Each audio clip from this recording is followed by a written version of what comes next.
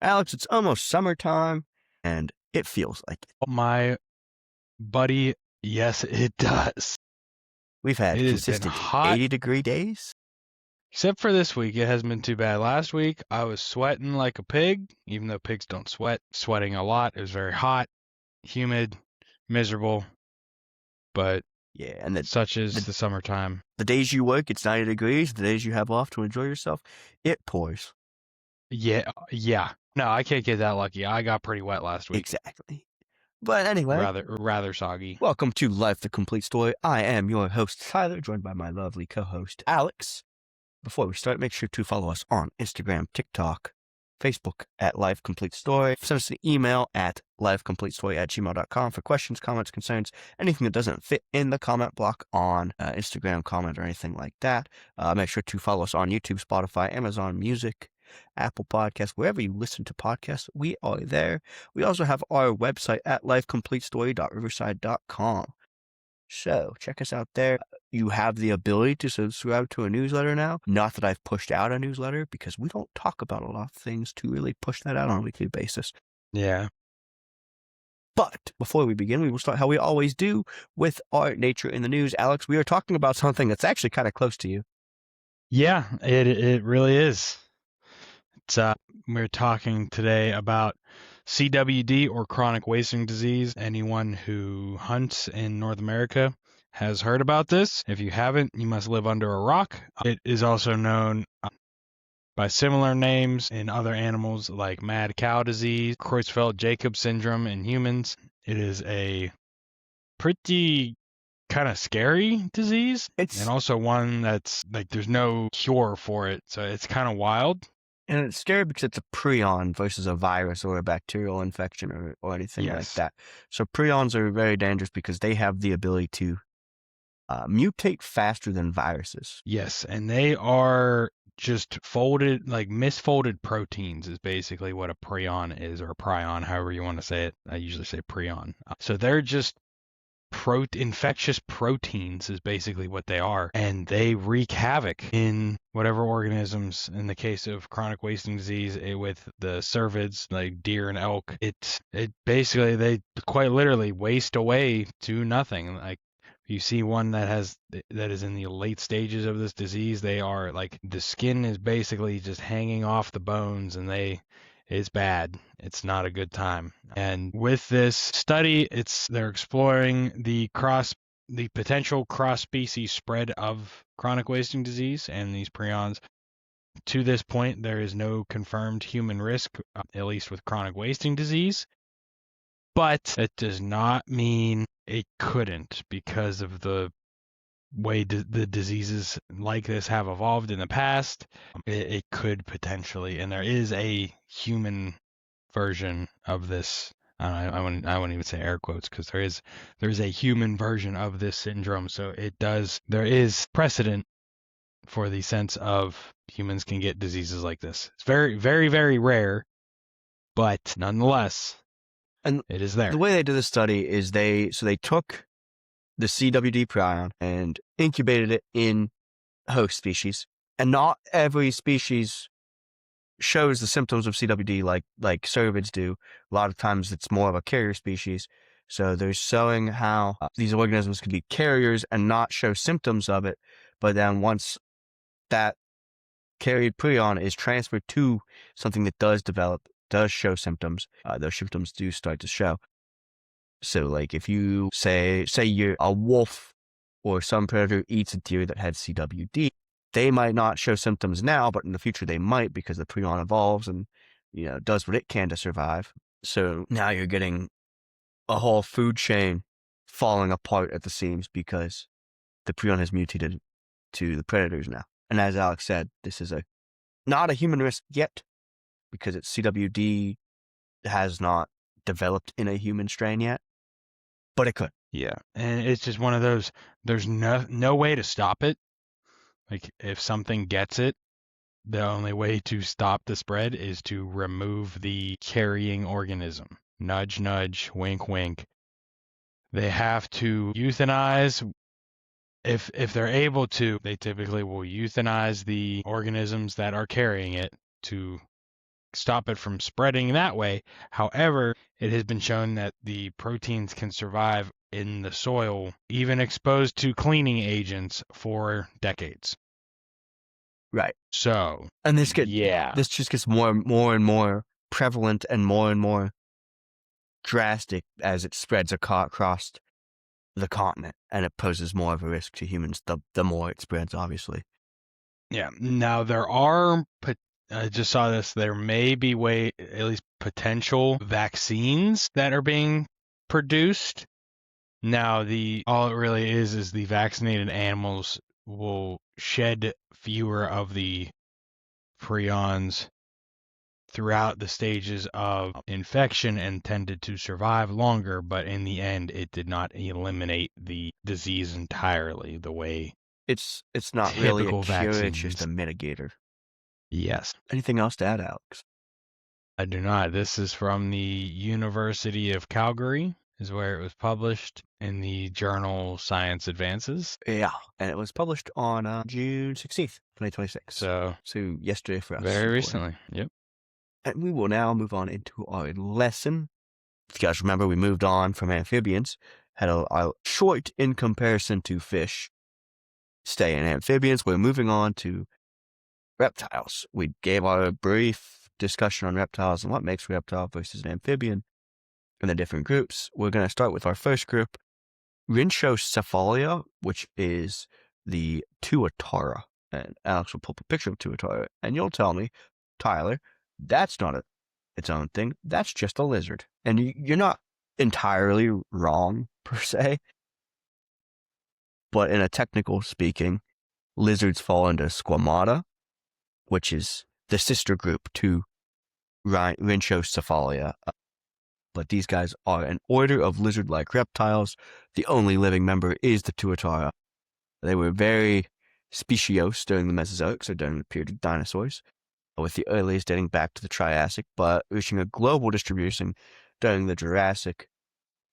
Most members are in the suborder Sphenodontia, meaning wedge tooth. Their closest living relatives are the squamates. They are distinguished from squamates by some retained ancestral traits, like gastralia bones in their, I believe that's like around their stomach or rib cage area, and the proatlas bone in their like collarbone region. And their teeth are fused through their jaw. They were originally classified as agamid lizards in 1831, before being moved to their current order in 1867. The fossil record shows that rhinocephalians filled a variety of niches. Their very broad general niche of they eat the insects and lizards and the frogs around New Zealand, but they used to fill it like straight insectivore niche. They used to fill, as we'll talk about in a little second here, they had the most distinct group was the pleurosaurs. They were adapted to marine life. They had a very slender body with a longer tail and almost a pointed like snout, kind of like a dolphin-ish. And that's really all I have for the overview of Rhynchocephalia. If Alex would like to describe the Tuatara for a bit. So the Tuatara, it is endemic to New Zealand. Its name comes from a Maori word or phrase meaning for the peaks on its back. They're typically a greenish-brown, gray color, measuring about like an average of 31 inches or 80 centimeters and weighing about 3 pounds or 1.25 kilograms. They have that spiny crest that you can see that runs all along their back, starting pretty much right behind on their head, right behind kind of where the jaw ends. It runs along the top of their head all the way back down their tail. They have a second row of upper teeth, so they're not just one, there's two. They are able to hear even though they do not possess an external ear, which is pretty common for, I'd say that's uncommon because there's not even a hole really that you can see that I think leads it's to just turtles ear. that can do that, besides the Tuatara. Okay. And then they have been protected by law since 1895. They have two geographic subspecies, the northern tuatara and the Brothers Island tuatara, with main difference being the coloration and size of the animals. They have very well adapted sensory organs. Each of their eyes can actually focus independently, and they possess a parietal eye for sensing lights, which is usually kind of a singular, just a light sensing organ on the top, even though it's called an eye. And they actually have odorant receptors similar in strength to birds, so they have very, very good sense of smell. The individuals may burrow their own nests, or they will borrow the nests of seabirds. They have a pretty varied diet, but it's typically invertebrates, frogs, other lizards, and even birds.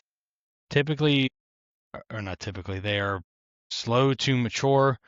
They can take up to 20 years to reach sexual maturity, which for an animal of this size, that is a very long time. And they will only mate and reproduce every 4 years. That's why they are so protected, because they have a very slow generation time frame.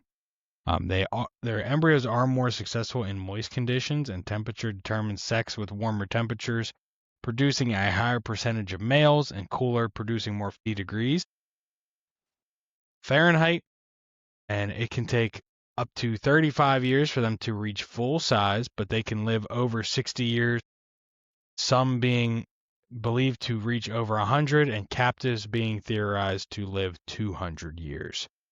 And although the IUCN lists it as a least concern, they are protected under the New Zealand's Wildlife Act and under the Appendix 1 of the CITES, which prohibits any trade of this organism. Right.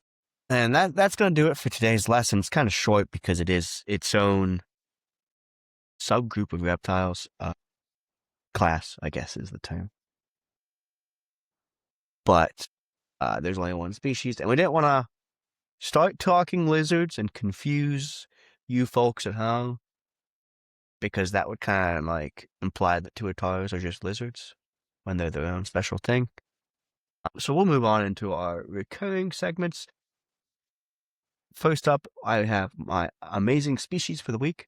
We are talking about the Cuban blue Anole. If you've ever seen an Anole lizard, or not, they're pretty cool. They're very populous in like the southern United States. Yeah, like the green Anole. The green and brown Anoles are very populous there.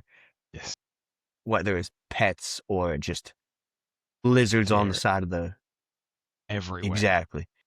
Whatever tree you find, there's probably at least 6 Anoles in it. But this one is the Cuban blue Anole. I'd assume it has that name based off of its nice, bright blue head. They are of least concern to the IUCN, and they actually have an increasing population trend.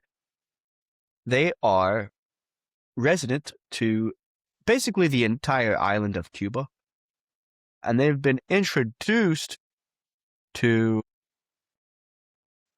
a couple areas within Honduras,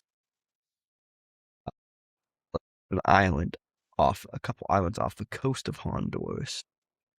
I see that. The population is increasing, as I said, so they're probably going to be expanding that range deeper into Central and South America as time goes on. Nothing really, I wouldn't really call them invasive species because they haven't really torturized anything yet. This was assessed in 2016 and published in 2020, by the way.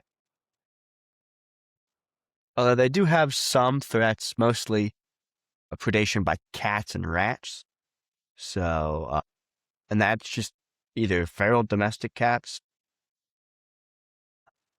and like the Norway rat. So, nothing too pressing. And there is no significant use in a pet trade or anything like that. Although they do occur in protected areas because they do span like the entirety of Cuba. And that's really all I have. That's pretty neat. They're funky little guys. They are funky, adorable little guys, and we'll pass it over to Alex for funky, not as adorable guys. Correct. So this is our invasive species for this week. It is the Argentine black and white Tegu. It is a lizard that is invasive primarily to Florida and the southeastern United States. They have a pretty significant effect on native wildlife. They are large lizards growing nearly 5 feet long. They are found kind of in like savannas and disturbed habitats like forest clearings, roadsides, fence rows, pretty much any sort of grassy edge territory. They are terrestrial, so they don't really climb much, but they can swim very well, and they can tolerate both marine and freshwater habitats, which makes them very well adapted to Florida because it is very marshy, a lot of water. And they are able to undergo a hibernation-like period known as brumation. So they are able to, in like colder months, they're able to burrow and then survive throughout the winter, coming out in Florida typically in February. So right at the end of winter time. And then they breed in the early spring, with the female tegus reaching reproductive maturity, typically after their second year of brumation, or when they're about 12 inches long from tip of the nose to the base of the tail, so where it connects to the body, like right behind the legs.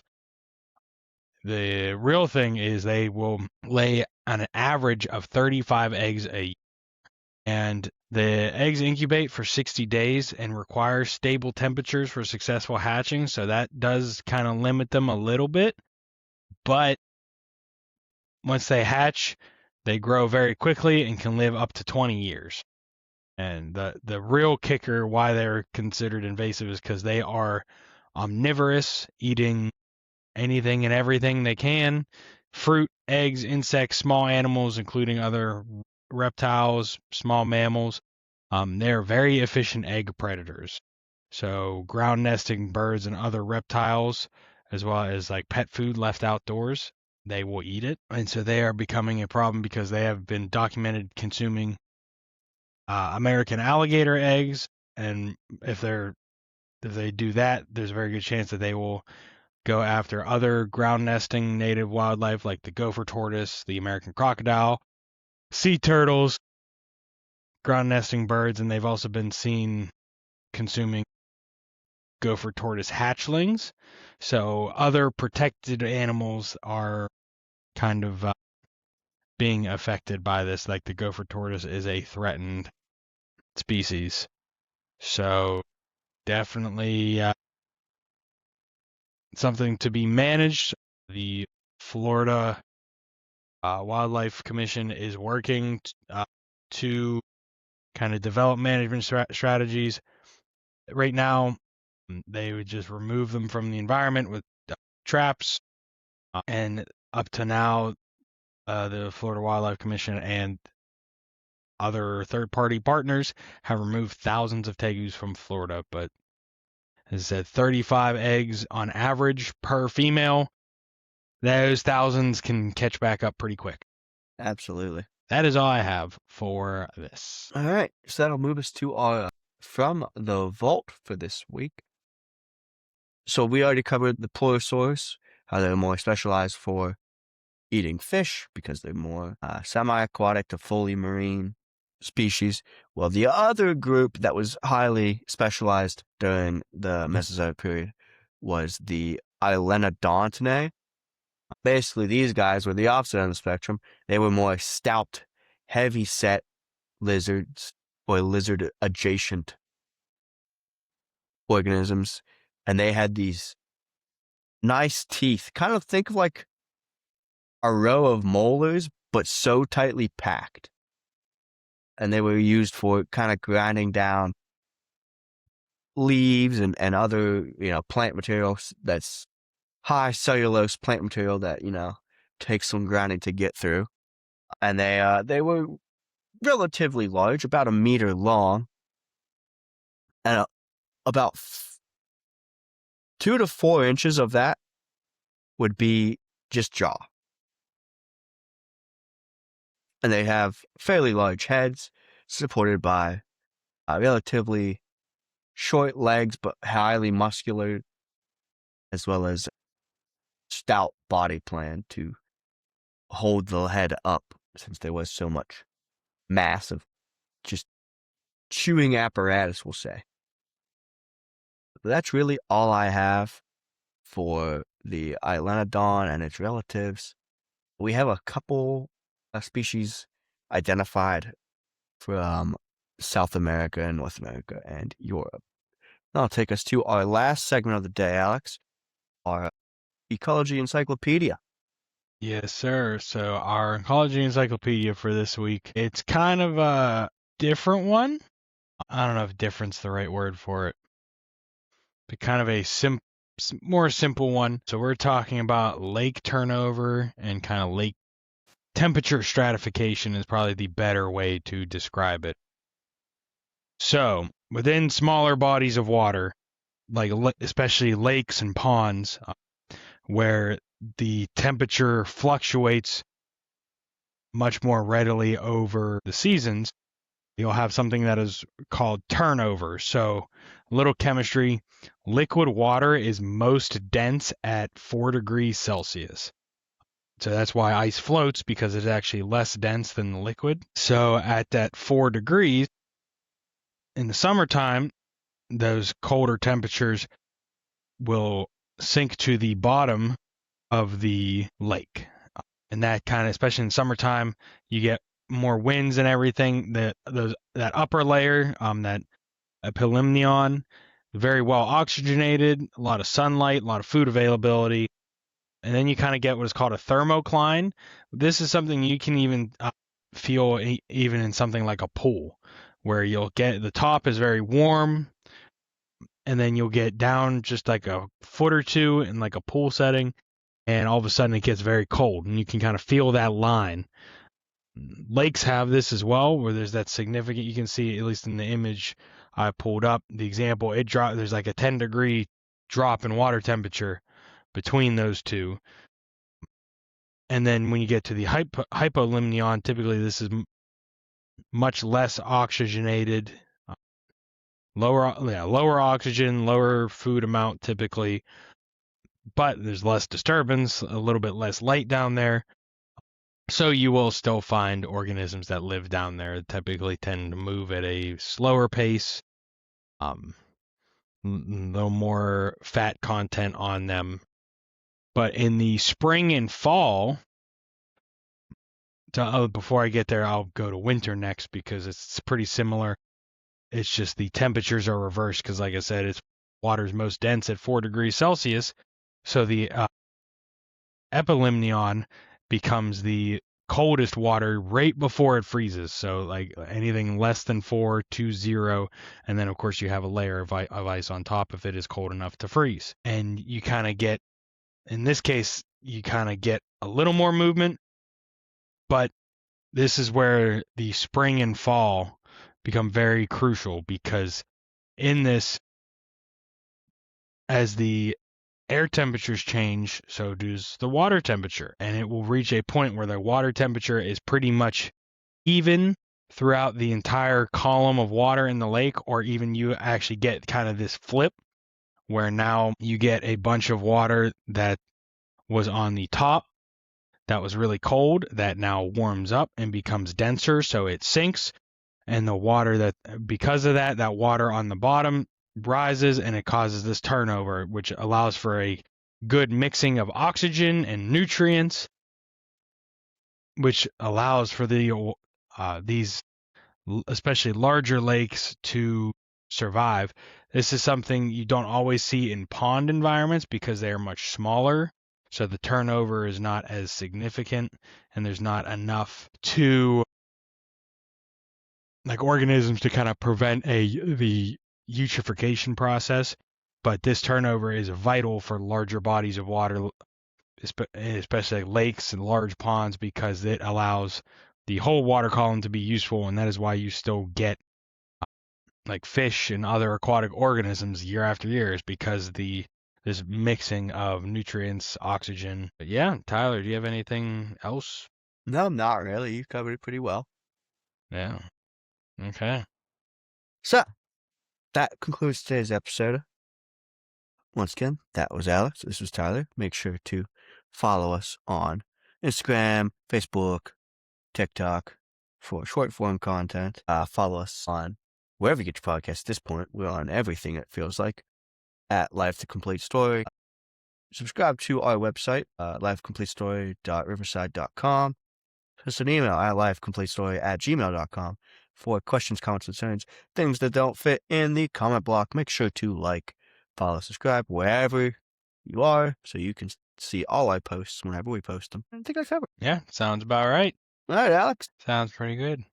So, as we say at the end of every episode, keep on learning and learn something new. You'll never know what you find interesting. But thank you for joining us on a slightly shorter episode this week. It's been busy, summertime, a lot's going on, but we're trying to get episodes out when we're able to. So we appreciate you all being patient with us and still enjoying the episodes when we do get them out. Like we've said in the past, we do these for fun. This is not our job, so life happens. You all know what I've been doing for the past 6 months. That's made my schedule way more difficult. But thank you all again. I've been Alex, and that's been Tyler, and we will see you next time.